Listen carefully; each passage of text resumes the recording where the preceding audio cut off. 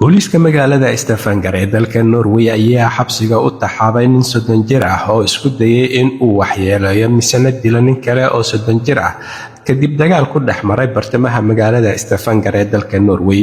Booliiska ayaa sheegay in lagu soo wargeliyay dagaal iyo hardan ka dhaxeeya laba nin ka oo ka dhacaya bartamaha magaalada Stavanger markaas oo ay ku baxeen waxa ayna sheegeen booliisku in ay goobta ugu tageen nin 30 jir ah oo dhaawac daran qaba halkaas oo ay shaqaalihii gargaarka degdega ah ku caawiyeen dabadeedna u kaxeeyeen isbitaalka jaamacadda magaalada Stavanger ee dalka Norway halkaas oo hadda lagu dabiibayo. Booliiska ayaa sheegay saacad kadib in ay baaritaano iyo dabagal ay sameeyeen kadib ay ku soo qabteen nin kale oo 30 jir ah oo ku eedeysan ahna tuhmanaha in uu ka dambeeyay falkan isku dagay dilka ah. Qareenka booliiska deegaanada koonfur galbeed dalka Norway Mona Bershedal ayaa iyadu ku waramayso in ninkan 30 jirka ah lagu soo xiray waqti kooban kadib markii ay dhacdadani ka dhacday bartamaha magaalada Stavanger. Waxa ayna intaa ku dartay in ninkan 30 jirka ah ee hadda xabsiga loo taxaabay lagu soo oogay dacwad ah isku day dil ah in uu ka geystay magaalada Stavanger ee dalka Norway.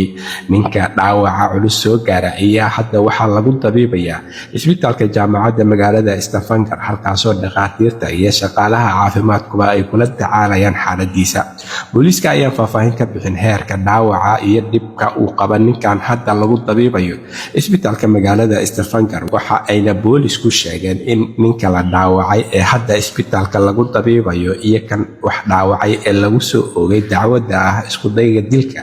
in labaduba ay aqoon hore iyo xiriir hore uu ka dhaxeeyay taasoo ay hadda sheegeen booliisku inay baaritaano qoto dheer ku hayaan halka eedeysanahan lagu soo oogay falka isku dayga dilka ah lagu sii hay doona xabsiga waxaana wax laga weydiin doonaa markhaatiyaasha goobta ku sugnaa iyo sidoo kale iyadoo la eegi doono kaamirooyinka goobta ku xirnaa waxaana waraysi lala yeelan doonaa dhibanahan dhaawaca ah ee hadda lagu dabiibayo isbitaalka jaamacadda magaalada Stavanger. Halka warka kiisa ugu doorkaroon uu idinkaga imaanayo waa Somali Voice in Norway ama codka Soomaaliyeed ee Norway waxaana idinla socodsiinayay aniga oo ah Cabdullaahi Shiine.